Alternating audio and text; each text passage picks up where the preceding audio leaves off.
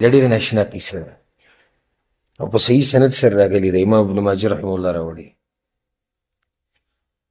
قصې خلک کوي خو چې قصه د څه نه ثابتې قرآن او د حدیث نه، یا حقیقي قصې انسان لیدلي بیانې کې، یا ثقه راوي. نو اوس منګړت قصې بلکې داسې قصې چې هغه د قرآن او حدیث خلاف وي، دا بیا څه دین نه دی. ځکه امام مالک رحمه الله به دا خبره کوله، وی که څوک راته ووایي چې د مسجد نبوي په دې یو ګوټ کې اور لګېدلی دی او بل راته ووایي چې د مسجد نبوي په ګوټ کې یو کس ناست دی خلکو ته قصې بیانوي، نو دغه اور مې ته خوښ دی. څه مې ته خوښ دی؟ اور. ولې؟ ځکه چې په دې قصو سره دی د خلکو دین ګډوډ کوي. او داسې هم په دې ملکونو کې قصه ګو ډېر دي که نه، مونږ لاړو هغوی راغلو پلاني ځای کې پلاني تاریخ پلاني ملک کې او دا قصې د بزرګانو. نو قصه شتي په شریعت کې بیانولې هم شتي، خو هغه قصې چې هغه مسندي سند لري حقیقت یې د قرآن او حدیث خلاف نه وي. دې ځوان وایي چې یا رسول الله موږ ناست وو، یو بوډۍ تېره شوه چې ډېره دینداره ښځه وه، تحمل على رأسها قلة من ماء، او په دې سر باندې هغې اوبه راغستې وي. یو لوښی و، په هغه لوښي کې اوبه وي او دا لوښی بیا به کوم ځای اېښوده؟ په سر یې اېښولی. فمرت بفتن منهم، بس هغو ناست وو، بعض د حبشي ولا کسان ناست ولا کان، وي دا بوډۍ داسې په دې یو باندې تېره شوه، نو هغه یو ظالم پکې راپاڅېږو، نو د دې بوډۍ دا یو لاس یې تاو کړو او بیا وله دیکه ورکړه، نو هغه راولېده. هغه بوډۍ راولېده، فخرت علی رکبتیها، دا زنګنانې به دې ځمکه ولګېدو، هغې به راولېده. فانکسرت قلتها، هغه لوښی یې مات شو، هغه لوښی یې مات شو، اوبه ته یې هم لاړې. فلما ارتفعت التفتت الیه، وی چې کله راپاڅېد نو دغه هلک ته یې وکتو. دا خبرې د کومه چې دا زنانه به اوس کوي، دا د ځان سره نن صرف د دې درس نه ویښئ، دا تاسو لپاره کافي ده. وی کله چې دا بوډۍ راپاڅېده، وی سوف تعلم یا غدر، ای بې ادبه، ای غداره، تا ته به پته ولګي. کله به پته ولګي؟ اذا وضع الله الکرسي، کله چې الله د قیامت پر ورځ خپله کرسۍ کښېږدي. وجمع الاولین والآخرین، او کله چې به الله اولني او وروستني راجمع کړي، تا ته به پته ولګي. وتكلمت الأيدي والأرجل بما كانوا يكسبون، او کله چې به خپې او لاسونه خبرې وکړي. فسوف تعلم كيف أمري وأمرك عنده غدا، نو بس سبب راته پته ولګي د قیامت په ورځ چې زما او ستا څه قیسه ده، الله به فیصله وکړي. ناشنا خبرې دې بوډۍ وکړې، ډېرې ناشنا خبرې، ډېر د یېرې خبرې دي، خو که چېرته چا کې ایماني اله. زم چې یو سړی تا ته ووایي چې سبا به پته ولګي چې کله الله کرسۍ ولګي، او سبا به پته ولګي چې کله د الله عدالت ولګي، د دې اخوا بیا د یېرې خبره بله نشته. او چې کله خپې او لاس خبرې شروع کړي،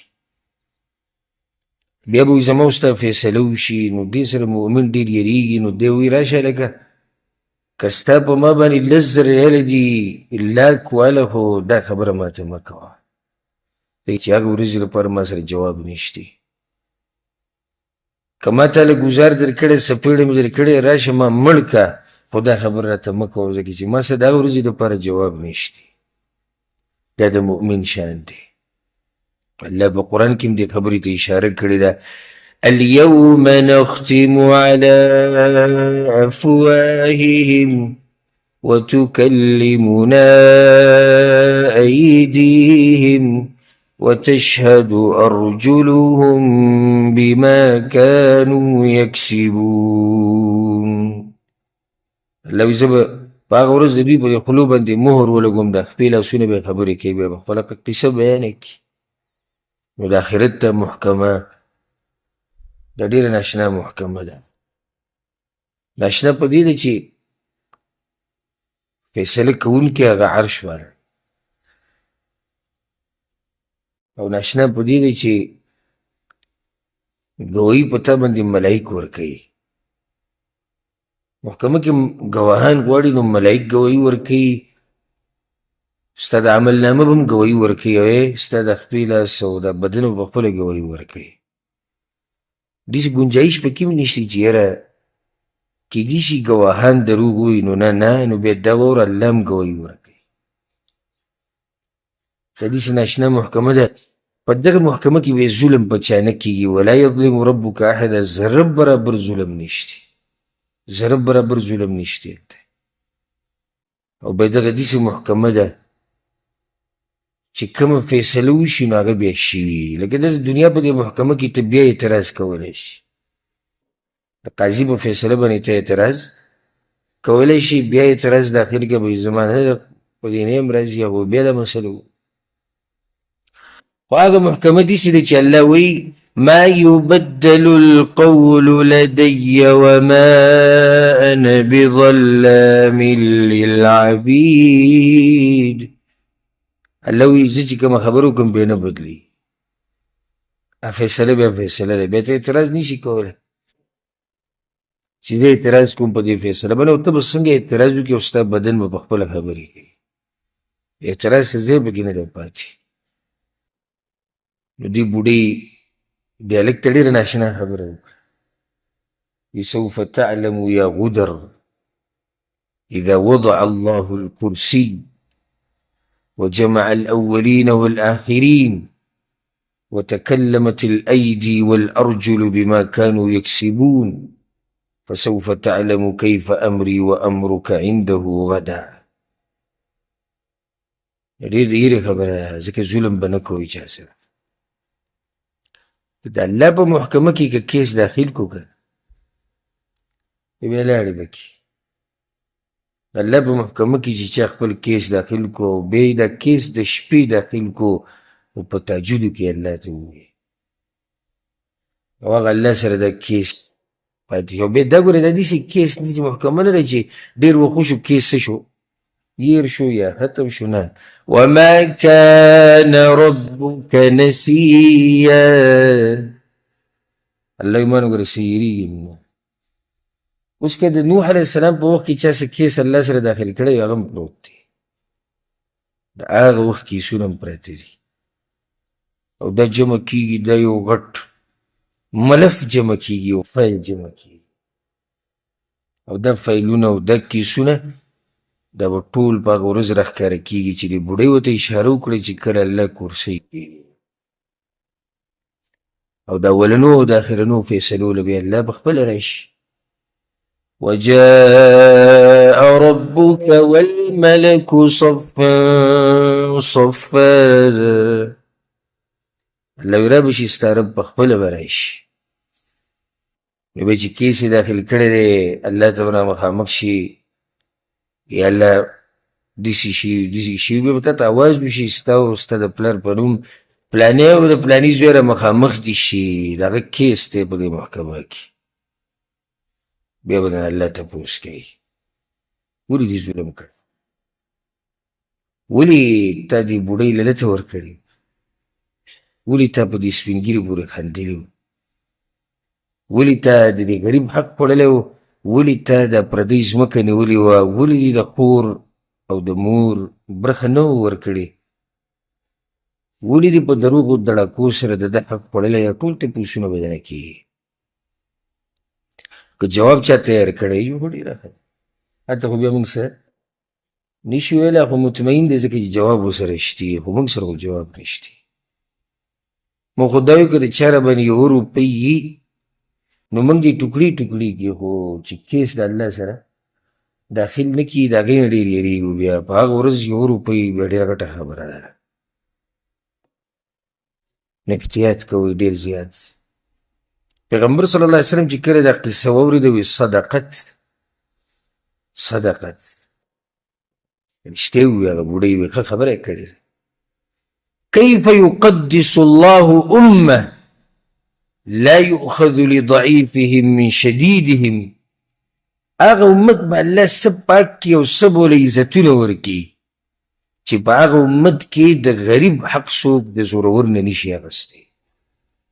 دغه امت به څه کامیاب شي او دا سړی به څه کامیاب شي چې د غریبانو حقونه وخوري او د پردو حقوق خوري. دا سړی به څه کامیاب شي. د حدیث نه دا فایده راووته او دا واقعه مې تاسو ته په دې بیانه کړه چې ډېره د عبرت نه ډکه واقعه او خصوصا د دې نه دا هم واضح شو چې د مشرانو د سپین ږیرو به قدر کوي. نن سبا د دې خلکو پته نشته د ضمیر مړلی که څه چللی د دې بعضو نه ځناور جوړ شوي دي بلکې ځناور ته هم ښه دي. ځناور ته څه دي ښه دي د دې بعضو نه. نو د سپین ږیري سره به ګپ لګوي خاندي به پورې بیا به ټوکې وکړي. لکه هغه یو ویډیو چلیږي تاسو به لیدلي یو سپین ږیري ته په کټ باندې څادر اچولی لاندې به کیسنې به کښېني ولیږي بیا ټول ډک ډک به خندا شي. دا امت به الله څنګه پاک کړي او څنګه به یې اوچت کړي او څنګه به یې عزتمند کړي چې د سپین ږیرو سره دا حال. یو په سکوټر باندې ځان سره بوډا شاته کښېنوي او بیا یې راولېږي او کښېنوي او بیا یې راولېږي او دا هلکان پورې ټول خاندي. نو د سپین ږیرو قدر او احترام کوئ که هغه د هر چا سپین ږیری. ګوره پیغمبر صلی الله علیه وسلم به چې کله صحابه کرام جهاد ته لېږل نو وي بوډاګان به وله نه وژنئ. بوډاګان به وله نه وژنئ او ته د یو مسلمان بوډا بې قدري کې د یو بوډۍ بې قدري کې مشرانو پورې خاندي او دا موبایل چې راوتي دي نو بس دا بس د مشرانو سره کښېني او تپوسونه ترې کښېني هغو سادهګان دي خپل جوابونه ورکوي هغوی خپله طریقه دوی ته ویډیوګانې کوي بیا دې دپاره چې زما دا ویډیو وچلېږي خو دې نه هېرېږي چې یاره د دې سپینو ډکو نه خو الله له هم حیا ورځي. حدیث کې دا راځي چې کله یو سپین ږیری الله ته لاس اوچت کړي نو الله وله هر څه ورکړي ځکه چې الله وایي ما له حیا راځي. الله وایي ما له حیا راځي چې د سپینو ډکو سره ده ما ته لاس راوچت کړي دي او ما ته وایي ما له دا راکړه او تا کې حیا را نه لګي چې ته د سپینو ډکو عزت وکړي او د دې قدر وکړي او د دې احترام وکړي. نو ګوره دې حدیث کې یو څه وعید بیان شو چې ته به د مشرانو څه کې قدر او احترام به کوې. دې ته به کې اشاره ده. بله دا چې د غریب حق به نه خورې. نن ته زورور یې صحیح ده چې د هلک زورورو په دې بوډۍ باندې خو چې دغه زورور په محکمه کې ودرېږي نو بیا به څه کوې. ځکه کله ابو مسعود رضی الله عنه یو خو عبدالله بن مسعود دی بل څوک دی ابو مسعود او د هغه سره یو غلام او مري وی و هغوی د شهر یکدم په ما باندې اواز وشي چې ای ابو مسعوده وی ما شاتو که د پیغمبر صلی الله علیه وسلم ولاړ وی ما ته وی ابو مسعوده څومره چې ته زورورې په دې مري باندې ودې وو نو الله ګورې د دې نه زیات په تا زورور دی. دې خبرې په هغه به یې دومره اثر وکړو یا الله یو بس دی مزاد دی د الله دپاره مې ازاد کړی. که ته ډېر هم زورور یې او ډېر در سره هر څه دي خو د سوچ او دا خبره مخې ته یاده ساته او په ذهن کې ساته چې ګوره الله ستا نه زورور دی. راګیر به دې کړي او داسې به دې راګیر کړي چې بیا به ستا د وتو لار نه وي او په شرمونو به وشرمېږي په دنیا کې او په آخرت کې او بیا چې په دنیا کې کله په آخرت کې چې بیا کله الله اولین او آخرین را جمع کړي بیا خو هغه بل شان شرم دی.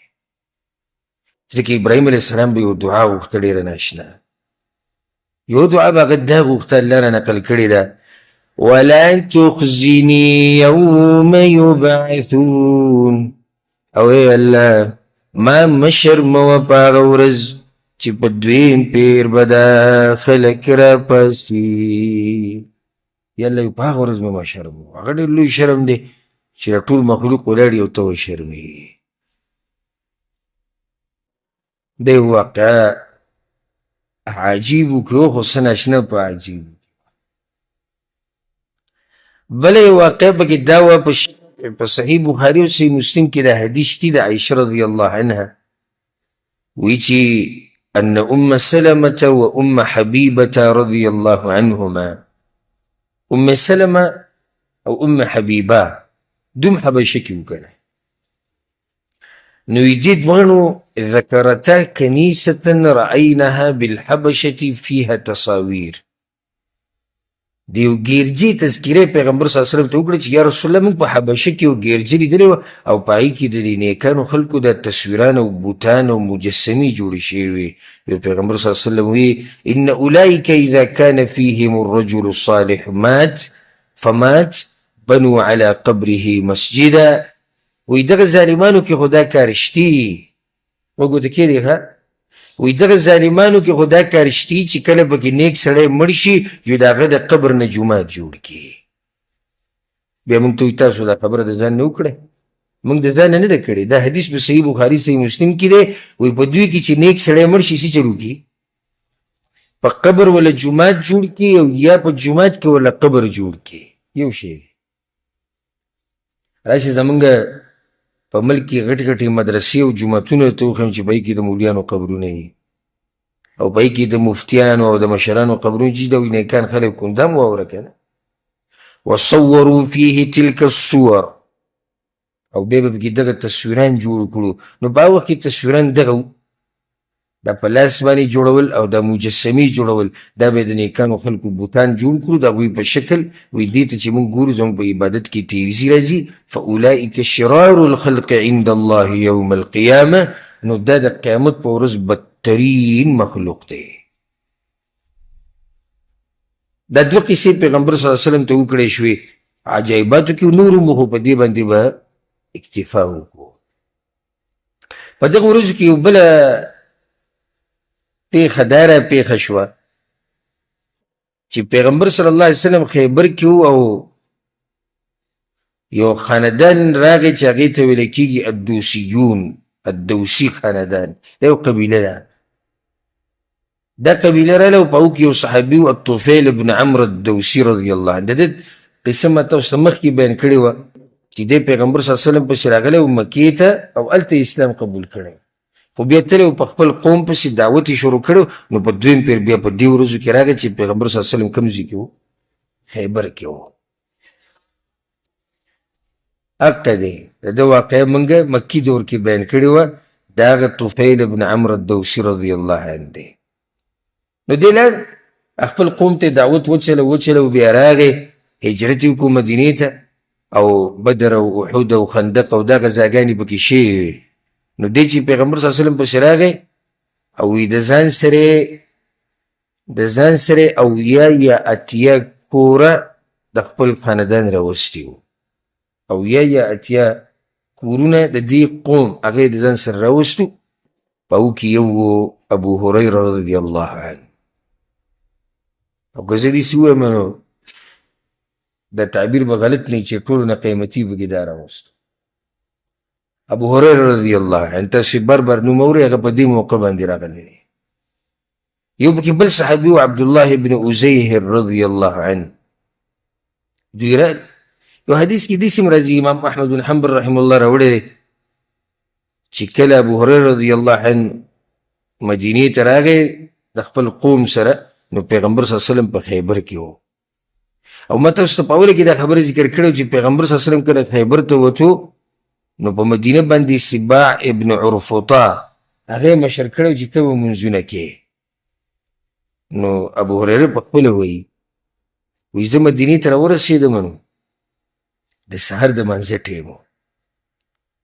د سهار د مانځه ټیم و، خلک په جومات کې ولاړ ول جمع ولاړه اواز شو، موږ هم ورننوتو. د اول پیر دی مسجد نبوي ته ورننوځي او بیا داسې ورننوتی دی چې څه م ورننوتی بیا دغسې کې به اوسېدو. وایي زه چې ورننوتم نو دا سباع لګیا و تلاوت یې کوو کافها یا عین صاد ذکر رحمت ربک عبده زکریا سهار مانځي کې ورسره وي زه شریک شم دې تلاوت زما د زړه وي. په دویم رکعت په اولني رکعت کې د سورت ختم کو پورا وي، په دویم رکعت کې شروع کړو چې ویل للمطففین الذین اذا اکتالوا علی الناس یستوفون. چې کوم خلک ناب تول کې کمی کوي زیاتې کوي د هغوی دپاره تبعي ده وي دا سورت یې ووایي. وي ما په دې مانځه کې به د خپله زړه کې وي چې ویل لفلان هغه پلانی خو تباه دی بیا. ولې اذا اکتال بالوافي واذا کال بالناقص. پلانی د یو کس یادو چې لکه ده پېژندو نو هغه چې به کله د چا دپاره ناب تول کوو نو کمی به یې کوو چې د ځان دپاره به یې کوو نو بیا به زیاتې کوو. ما چې دا خو تباه دی ځکه چې د عید کې خو دقه دي. ګوره هغوی به دومره زر د قرآن نه فایده واخیسته، دومره زر به یې پوه شو، زموږ پکې عمرونه تیر شو، کلونه تیر شو، ګیرې پکې سپینې شوې، ملاګانې پکې ټیټې شوې، خو لا قل هو الله احد هم نه دي پوه په کوم باندې چې ټول عمر مونځونه کړي وي. وی کله چې موږ مونځ ختم کړو زودنا شیئا حتی اتینا خیبر، د ځان سره بعض توخه راواخیسته د لارې دپاره او لاړو چېرته خیبر ته. وقد افتتح النبي صلی الله علیه وسلم خیبر، موږ چې ورغلو پیغمبر صلی الله علیه وسلم خیبر فتح کړی.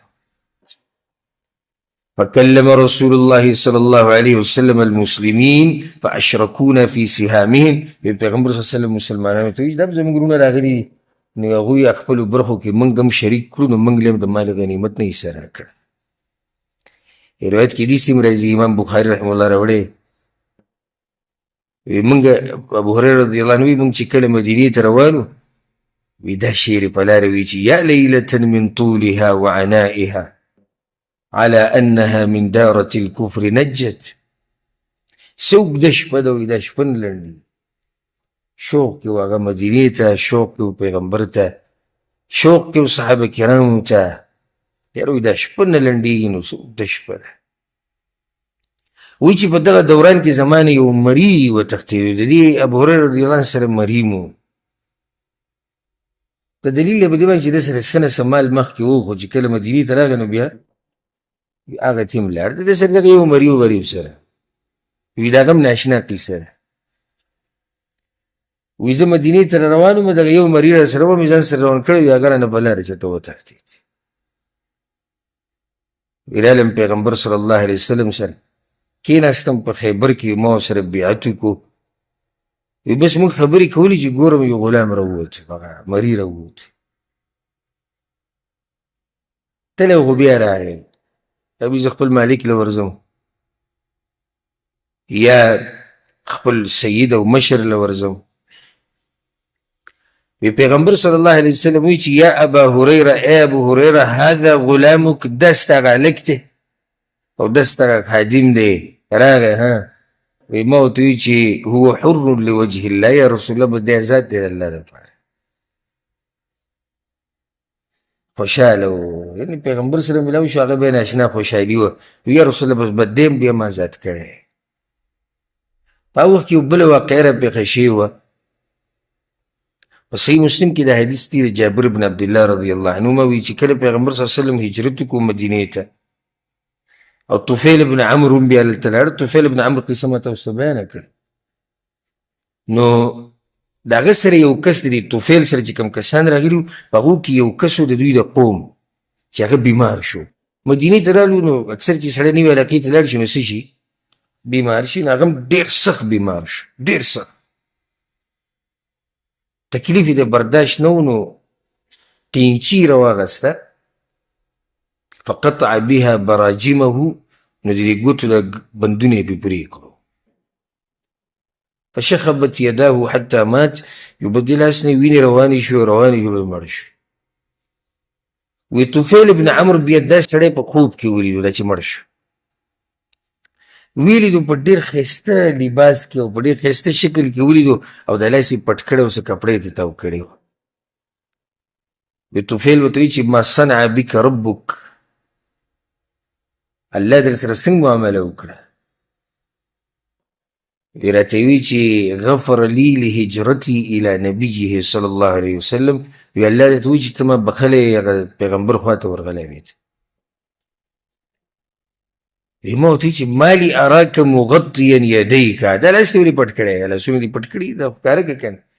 وی الله راته ووایي چې لن نصلح منک ما افسدته، چې کوم شی دې په خپله وران کړی دی نو هغه درله نه جوړوو. تا په خپله وران کړي دي دغه بیا موږ نه جوړوو، زیاتی دې کړی دی. نور بخلی شوی یم. بیا طفیل راغی پیغمبر صلی الله علیه وسلم ته یې دا قصه بیان کړه. په صحیح مسلم کې دا حدیث دی.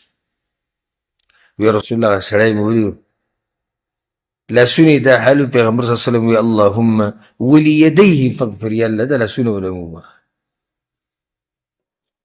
یا الله وبخ. په دې حدیث کې یو څو مسلې دي. واقع کې یو ده د دلیل دی زمونږ د اهل سنت، حقیقي اهل سنت او د اهل حدیث او د سلفیانو لپاره چې په ګناه کبیره سره څوک کافر کیږي نه. ځان داسې زخمی کول، یو سړی ځان مړ کي، خودکشي وکړي، نو غټه ګناه یې وکړه، خو دومره ده چې کافر نه دی. دا سړی کافر شوی خو نه دی په دې باندې. هم په دې کې رد دی په هغه دویم فریق باندې هم، لکه هلته بعض دا وایي چې په ګناه کبیره سره لکه د خوارجو مذهب څه دی، په ګناه کبیره سره سړی څه شو، کافر شو. بل طرف ته مرجئه دي وی ګناه د سره نقصان نه ورکوي. په دې حدیث کې په هغوی هم رد دی، ګناه نقصان ورکو. څه نقصان ورکو؟ الله سنت پېښین. سبحان الله، ډېر ناشنا حدیث دی. عقیدت بیان شوه، په دواړو فریقینو باندې رد وشو. خو دلته یو سړی سوال کولی شي، خو دا به چې ته ډېر د اوچت عقل خاوني چې مونه دا سوال وکړي.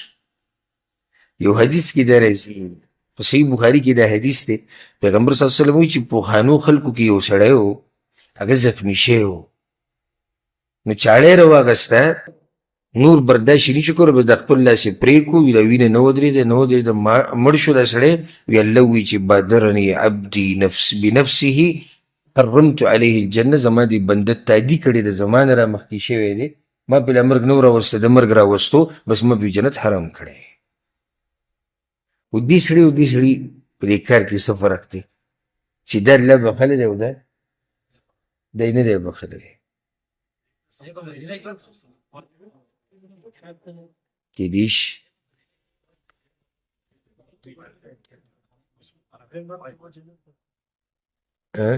بارک الله فیک.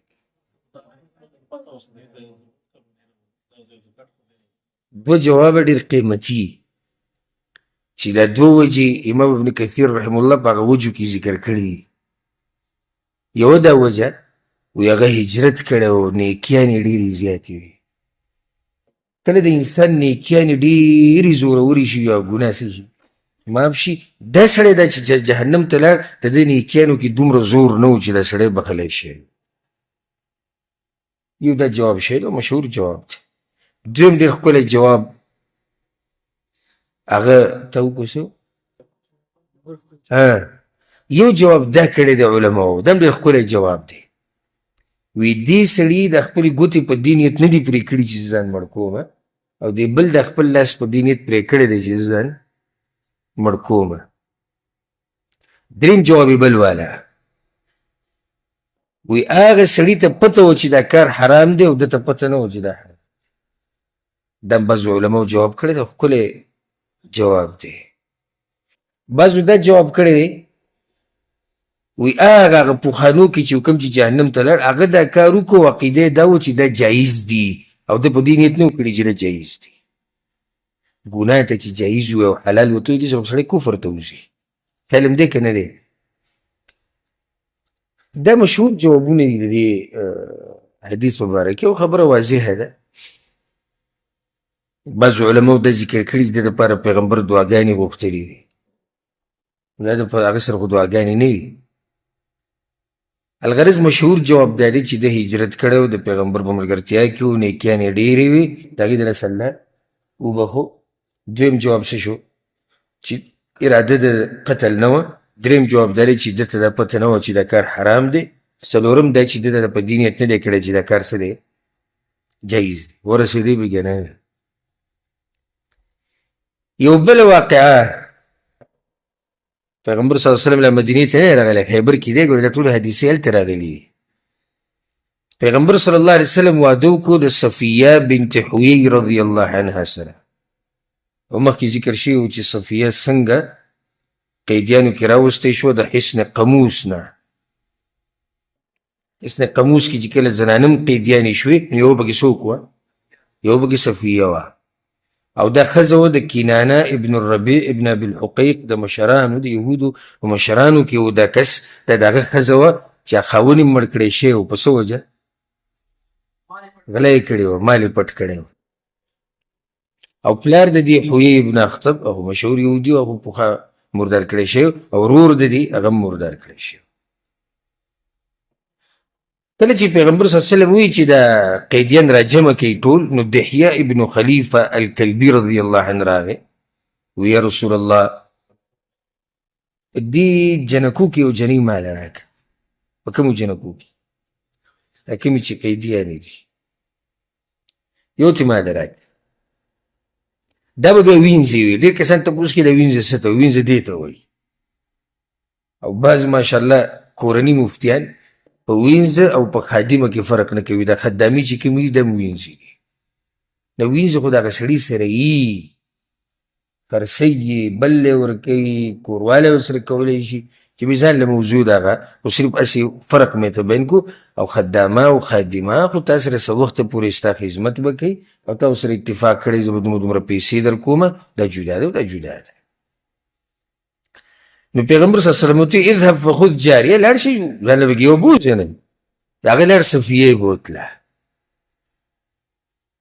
په دې کې یو کس راغی پیغمبر صلی الله علیه وسلم پسې وی یا نبي الله، ای د الله پیغمبره اعطیت دحیة صفیه، صفیه وایي تا دغه له ورکړې دحیه له. پیغمبر صلی الله علیه وسلم ورته خبر هم نه و چې څوک یې بولې څوک نه. بنت حویی، یا رسول الله هغه د حویی لور ده، سیدة قریظه والنضیر، د بنو قریظه او د بنو نذیر د سردار لور ته دحیه له ورکړه. لا تصلح الا لك یا رسول الله، ستا دپاره برابر د تا سره لګي. د دې غټ سړي لور ده نو د تا سره برابر ده. پیغمبر صلی الله علیه وسلم وایي دحیه ته اواز وکړي. راغی پیغمبر صلی الله علیه وسلم په زار شم د دوی د ایمانونو نه. یا رسول الله وی قربان وی خود جاریه من السبی غیرها بله بوزه ده. هغه یا رسول الله څنګه تاسو وایي؟ دا به ونه کول. هغه چې خبره به یې کولی چې څنګه ولې او دا حدیث دی او زمانه دغه ده او پلانې ده. لکه زه نن سبا دا خبرې نه. یا پیغمبر صلی الله علیه وسلم له دعوت ورکړو چې هغې اسلام هم قبول کړو او بیا یې ازاده کړه او بیا ورسره واده وکړو.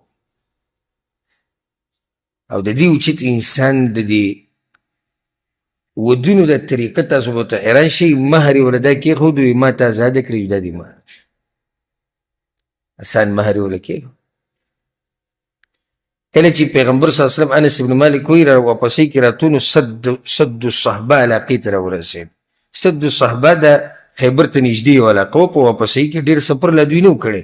د خیبر نه لږ راووتو چې دې ته راورسېدو نو په دې باندې د حیض هغه بیماري وه هغه بنده شوه، بیماري ختمه شوه.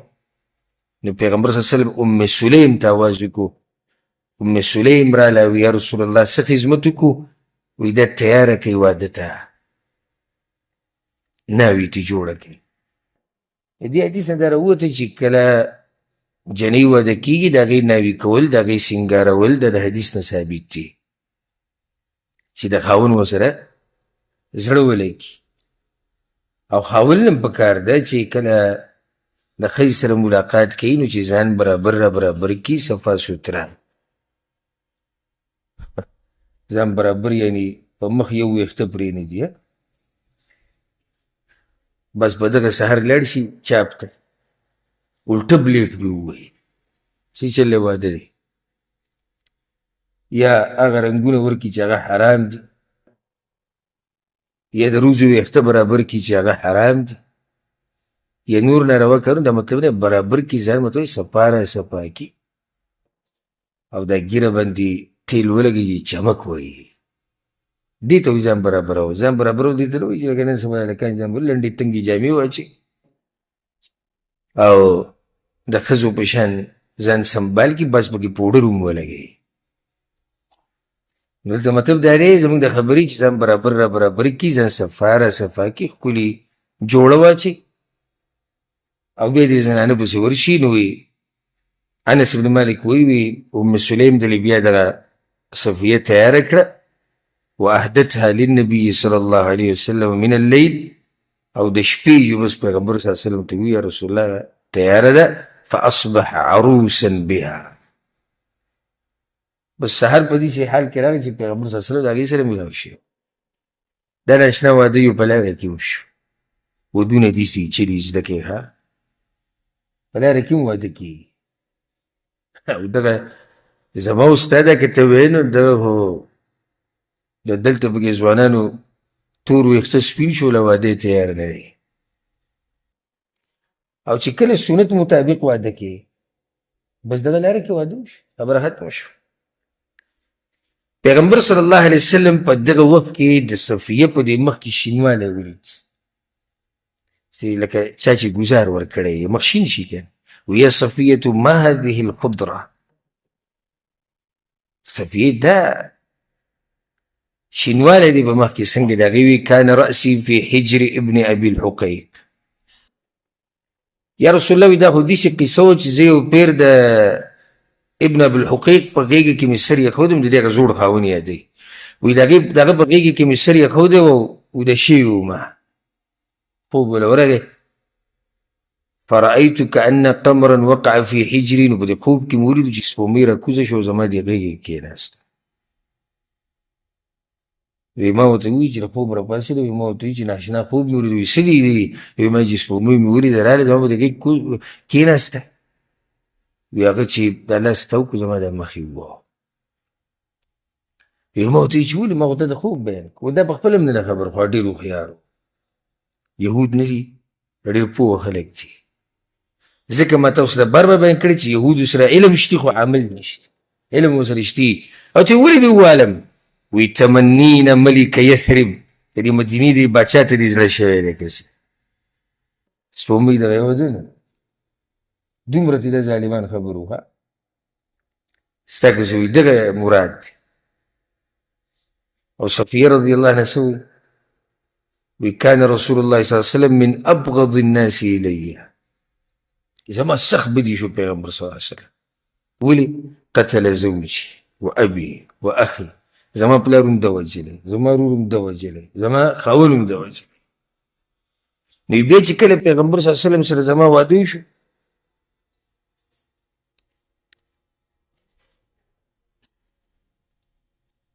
بیا چې کله وی پیغمبر صلی الله علیه وسلم سره زما واده شو، وی فما زال یعتذر په مخه به د وزرونه بیانول. وی ما ته به وی چې ان اباکی الب علی العرب وفعل وفعل، وی ما ته به وی چې ستا پلار ګوره ټول عرب ما پسې راجمع کړي په ما یې حمله کړې ده، ستا خاوند ما له دا دوکه راکړې، ستا رور ما له دا دوکې راکړي. وی په مخه به راته دا خبرې کولې، په مخه به یې کولې حتی ذهب ذلک من نفسي، یا قصه ټوله زما د زړه نه ووته.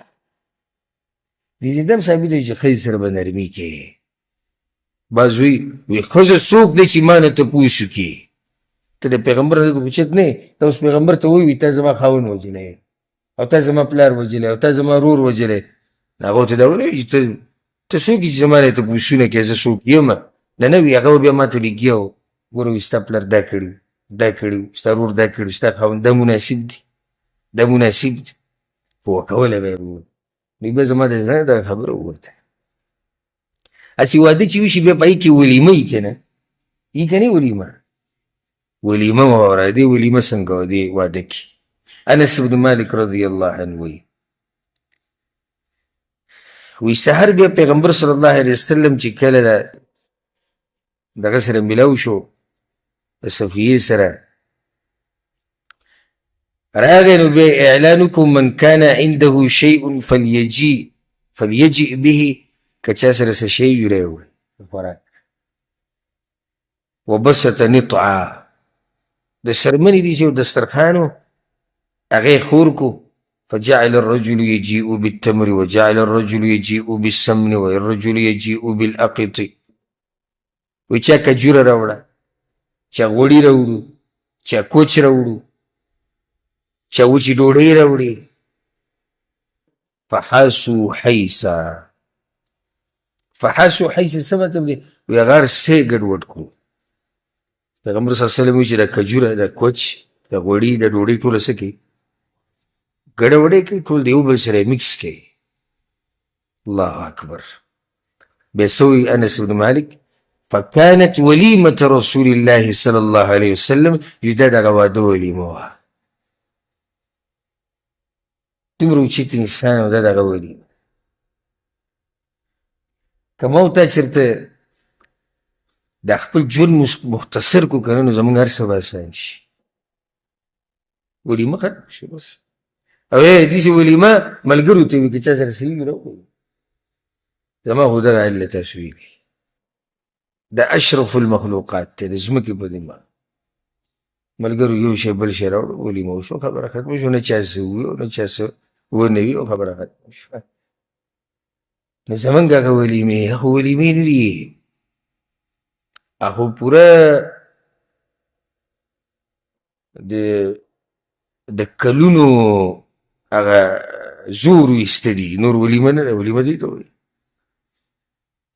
دی که به دومره دیګونه باندې کې او پلاني ته به هغه ته به خط لېږي او هغه ته به ټلیفون کې او په هغه پسې به ورځي او که هغه رانغې او که چې د غوښه کېنښه او دا خفه شو هغه ته د غوښه کېنښه او دغه پلاني خفه لاړه او هغه پلاني مړه لاړه او پلاني ناره لاړه دا کیسې دي اوس دې کې پیغمبر صلی الله علیه وسلم ولیمه وکړه او بیبیانې پکې نشته بیبیانې کوم ځای کې په مدینه کې ډېر خپلوان یې پکې نشته کوم ځای کې دي مدینه کې لوڼه پکې نشته کوم ځای کې وي مدینه کې ژوند مختصر کې او ساده کوي ساده تاسو ته مې ویلي کوم د پیغمبر صلی الله علیه وسلم نوسۍ وه یا نوسۍ و او په هغه باندې د زنکدن سخته راغلې وه لور یې یا رسول الله راشه هغه پسې کس راولېږي ورته ووایي چې صبر دې کوي بس لاسنیوي دومره مختصر او چې دا چا باندې زنکدن دی د نوسۍ دی که موږ چېرته ما او تا ژوند داسې مختصر کړو هر څه به اسان شي که ما او تا ګرانه کړې ده دا ما او تا مختصر کولی شو په دې طریقه باندې چې د چا روري یا زوی نو هغه د هم ډېرې قصې نه کوي او د چا چې لور ده د چا خور ده هغه هم ډېرې قصې نه کوي نو دواړو طرف نه به کار اسان شي نو که چېرته هر یو برید ته وایي راته وایي پښتو ته په دې ځای کې رایاده شي نو بیا دې پوه شي او د پښتو دې پوه شي او بیا پرېږده چې عمر د دغه شان ګرځي کله یې قرضه مې وکړه د لور د واده دپاره او کله یې قرضه مې وکړه زوی د واده دپاره او ځوانشیر سعودي عرب کې ناست دی 6 کاله مزدوري وکړه 8 کاله مزدوري وکړه لکه واده نه کې نه ځي لږ نور په خپو ودرېږم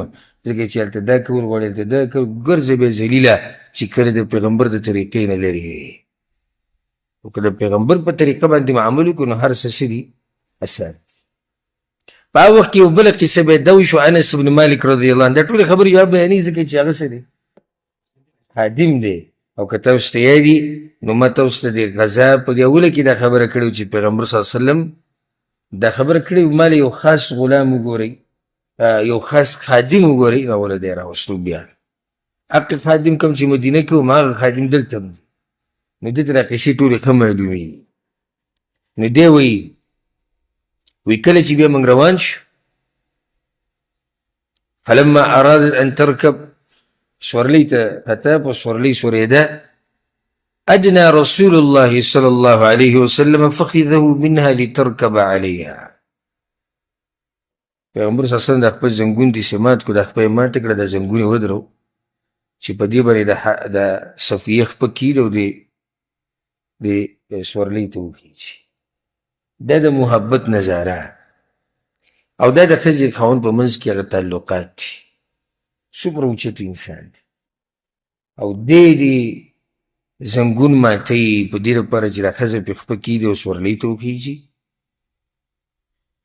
فاجلت رسول الله صلی الله علیه وسلم د هغې په زړه کې هم دا خبره ډېره غټه شو چې اوس د پیغمبر په دې اوچت بدن باندې او په دې عظیم بدن باندې به زه څنګه خپه ږدمه نو هغې د خپل زنګون د پیغمبر صلی الله علیه وسلم په زنګون کېښود او به راوخته ای به خپه کېنښوده ځکه چې دا نامناسب هغې ته ښکارېده چې دومره اوچت انسان ته وګوره او زه به اوس د ده په زنګون باندې خپه ږدمه نو د دې واقعې نه یو دا خبره راووته چې د ښځې او د خاوند په منځ کې به رشته د څه رشته د محبت د مینې محبت رشته.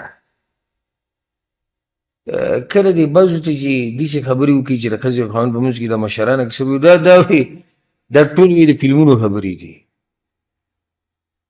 مینه محبت داسې د فلمونو خو نه، مینه محبت دا خو فطرت دی د انسان، او شریعت هم ویلي چې ښځه خاوند به یو بل سره محبت ژوند تېروي. نو اوس که زموږ په ملک کې د ښځې ته خپلې چې کېښودې چې دا به راوخېجي ګاډي ته او بیا مور پلار وریږي، بیا هر څه لاړو څه شي ختم شوي چې ټول قام کې بې غیرته دی، په ټول قام کې، صرف په کور کې نه په ټول قام کې دا بې غیرته. ولې لکه د ښځو ته خپل کېښودې چې دا به راوخېجي. د پیغمبر نه خو څوک اوچت نه شي، داسې غیرت خو نه دی. ګوره که دا هلک په فیسبوک کې د پردو جنکو سره رابطې کوي، که دی زیناګانې کوي، که دی د هلکانو پسې ګرځي، که دی هر څه کوي، خو څوک د بې غیرته نه وي. او که چېرته د خپلې ښځې سره محبت کوو نو بیا بې غیرته دی. که حلالې ښځې نه مزې اخیستې او د ښځې د حلال خاوند نه هلک نه مزې اخیستې بیا بې غیرته دي. که په حرامو پسې ګرځي څوک د بې غیرته نه وي. داسې ناشنا تله دې پښتنو لګولې ده او ټوله ګډه وډه تله ده. خیر دی که خلک هر څه وایي، خو ته به د ښځې سره د محبت رشته ساتي. ښځې سره به څه رشته ساتي؟ محبت. وروسته به خبره وکړي.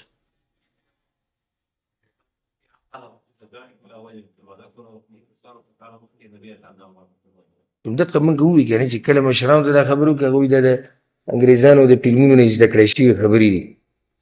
او بعض د انګریزانو صفت کوي چې هغوی ګوره ښځو دومره عزت کوي. نو څنګه چې دی ورو ورو وایي چې وګوره 1400 کاله مخکې موږ ته پیغمبر صلی الله علیه وسلم دا عزت ښوولی دی.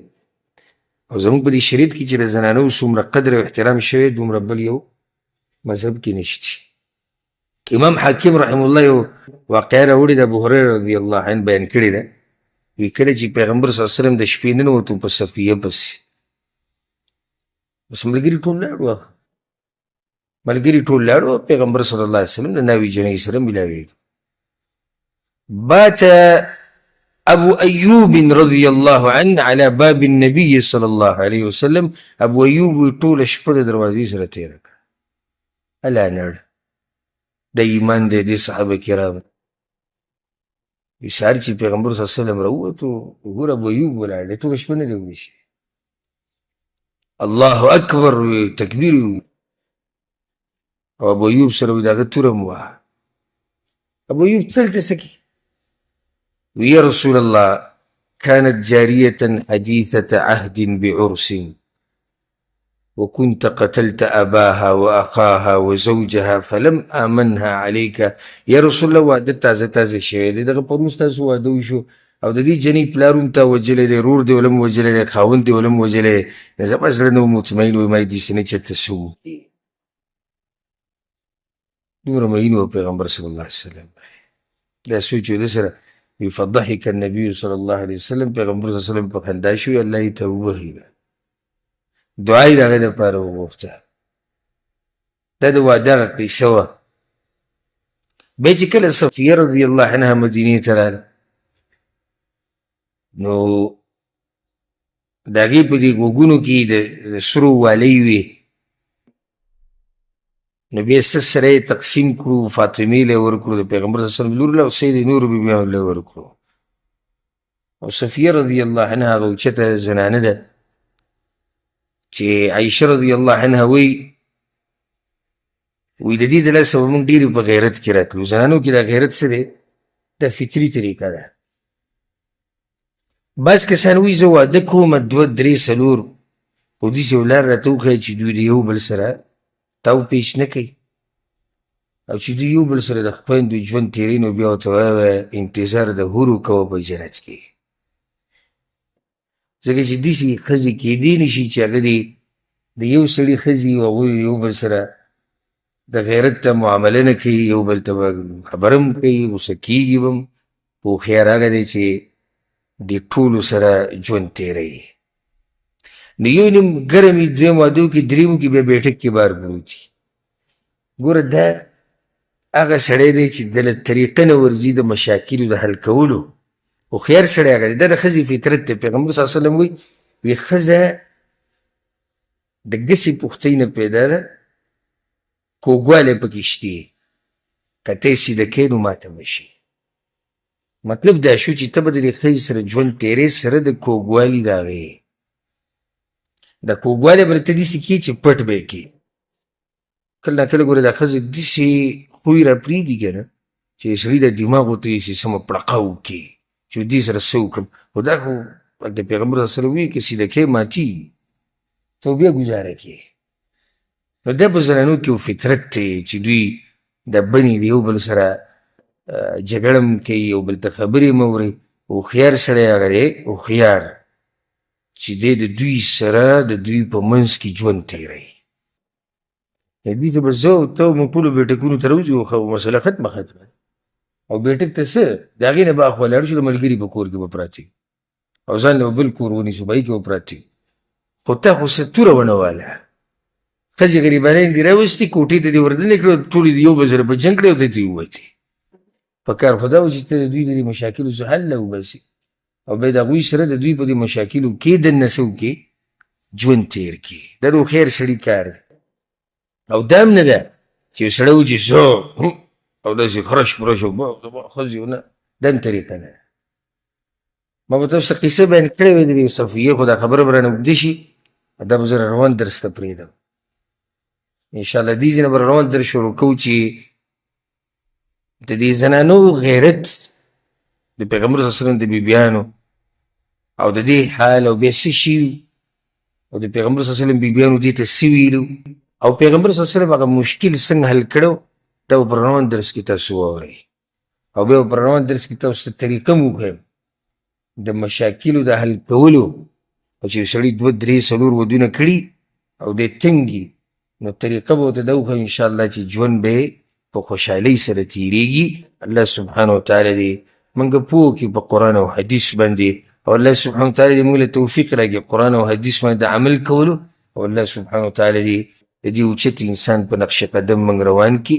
هذا والله أعلم، وصلى الله وسلم على نبينا محمد وعلى آله وصحبه أجمعين.